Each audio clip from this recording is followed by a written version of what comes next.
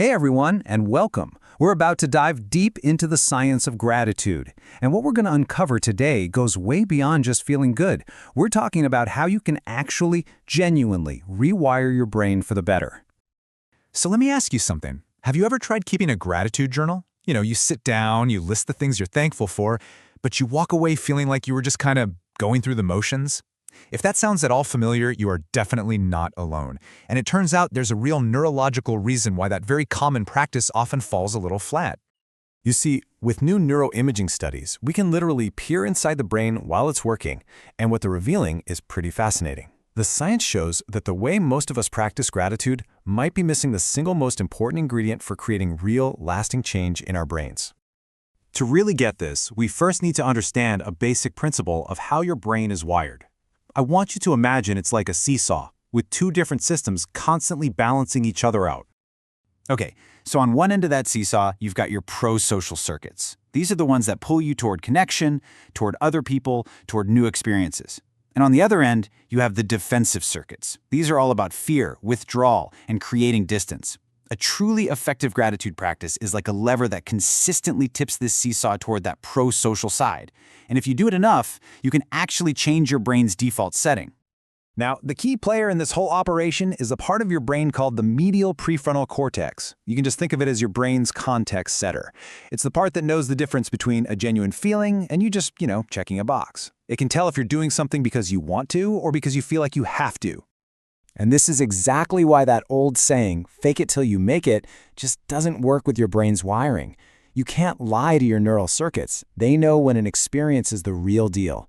And that's precisely why the type of gratitude practice we choose makes all the difference in the world. So, if just making a list of things you're thankful for isn't the most powerful way to do it, then what is? Well, this leads us to a finding from neuroscience that I gotta say is pretty surprising. The common practice is all about actively giving thanks, right? We list our job, our home, our family. We're generating this list of things we appreciate. But brain scans tell a totally different story about what truly lights up those powerful pro-social circuits. And here's the big insight. The most powerful trigger for the brain's gratitude circuits isn't giving thanks at all. It's receiving it. Studies show that when people experience genuine, heartfelt gratitude from someone else, their pro-social brain regions just light up like a Christmas tree. It's being on the receiving end of that appreciation that creates the most potent biological shift. Of course, we can't just sit around all day and wait for someone to thank us. So how can we actually tap into this incredibly powerful mechanism? The answer, it turns out, lies in the power of story. Our brains are fundamentally wired for stories. And what that means is we don't actually have to be the direct recipient of thanks to feel its amazing effects. By connecting emotionally with a powerful story of someone else being helped, we can activate the very same neural networks. It's like our brain experiences their gratitude as if it were our own. This discovery is what allows us to build a simple and way more effective daily practice. It's a whole new protocol, grounded in what we now know about how the brain actually works. Here's the 4-step method. First, find a story that truly moves you. It could be a personal memory or maybe a story you heard or read. Second, just jot down a few bullet points, not the whole story, just enough to capture its emotional core. Third, for just 1 to 5 minutes each day, you revisit those notes and really immerse yourself in the feeling of that story. And fourth, and this is critical, use the same story every single time. Repetition is what builds a strong, reliable neural pathway, making it easier and faster to get into that state of gratitude.